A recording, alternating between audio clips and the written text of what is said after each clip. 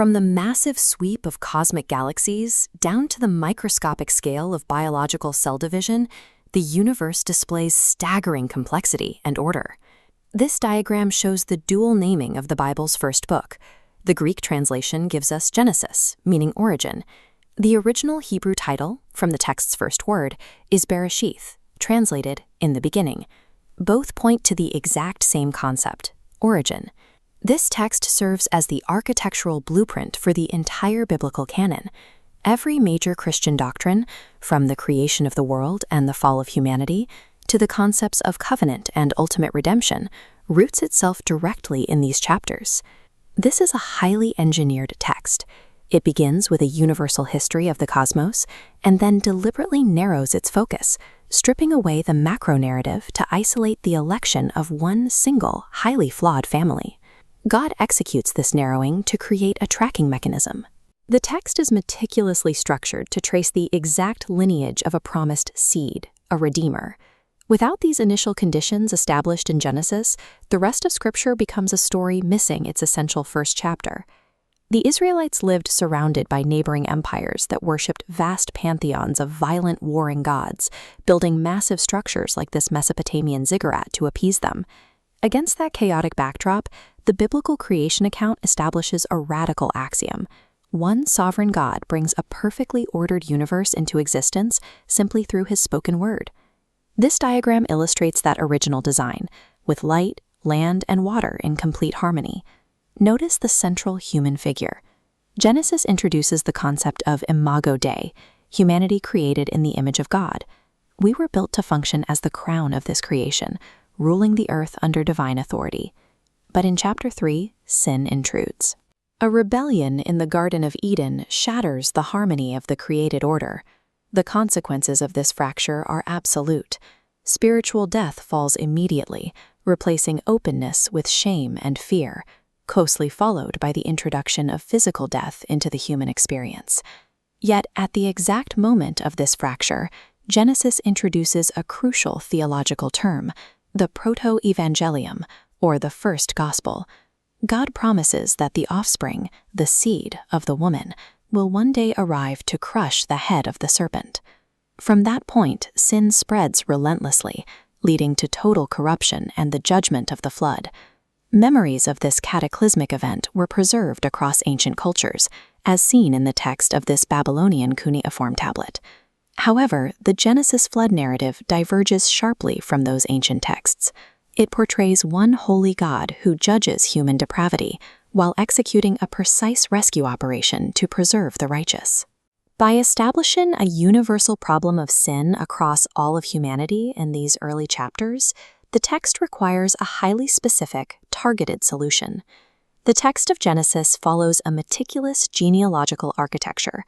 To understand its organization, we look to the Hebrew structural marker teledoth, translating to, "These are the generations of." This phrase appears 10 times in the text. Here, the wide top of our funnel diagram represents the universal history from Adam to Babel. These teledoth markers function as narrative hinges. Each time one appears, it intentionally narrows the focus of God's redemptive plan, filtering the broad scope of humanity down step by step. This creates a direct shift. The macro history of the first 11 chapters funnels down entirely into the micro history of chapters 12 through 50, focusing explicitly on Abraham's family. The author employs a specific dual genealogy pattern to achieve this.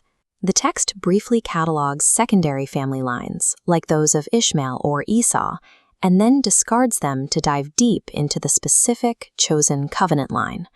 This deliberate filtering does not mean God abandoned the rest of humanity.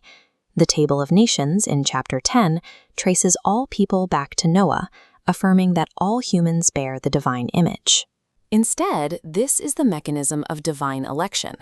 God executes an explicit strategy, working through one specific family line in order to eventually bring a blessing back to all families on earth. The very structure of Genesis acts as a filter, engineered to isolate and track the exact lineage of that promised seed. As the text narrows, the geography shifts from Mesopotamia to the land of Canaan. The patriarchal narrative happens in real historical locations, like the tomb of the patriarch seen here.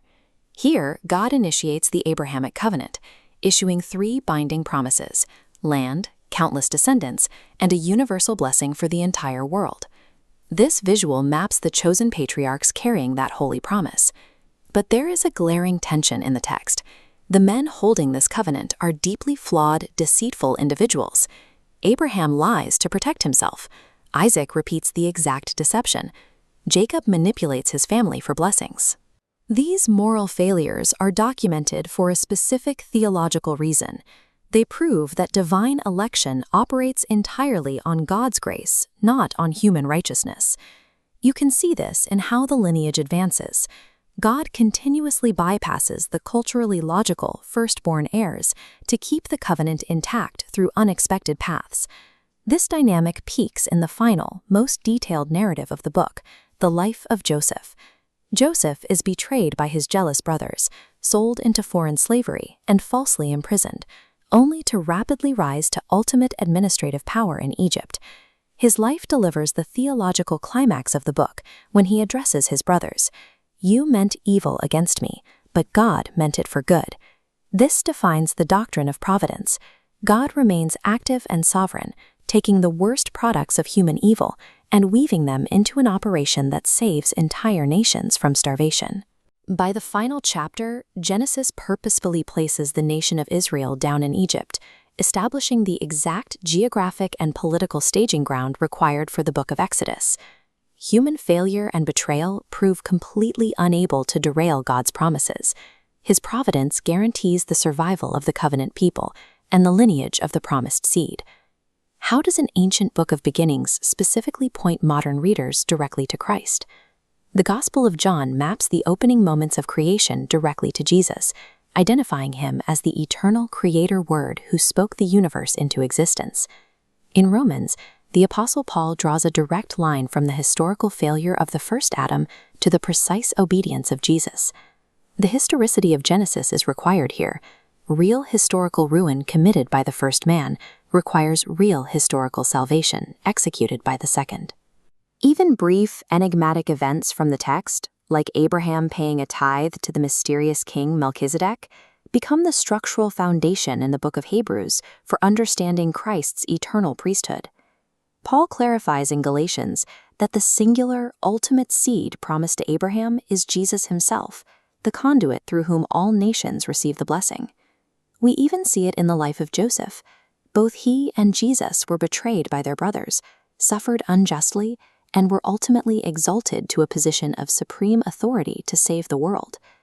The narrative of Genesis generates a forward-looking trajectory that finds its absolute resolution in the person of Jesus Christ.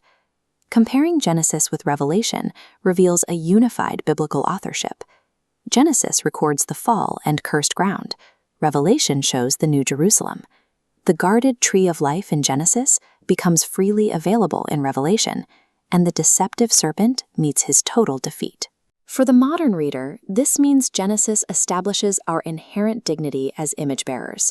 It defines our current brokenness as a temporary historical intrusion rather than our original or final state.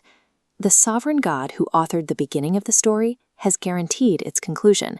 He finishes the exact rescue mission he promised on the very first pages of time.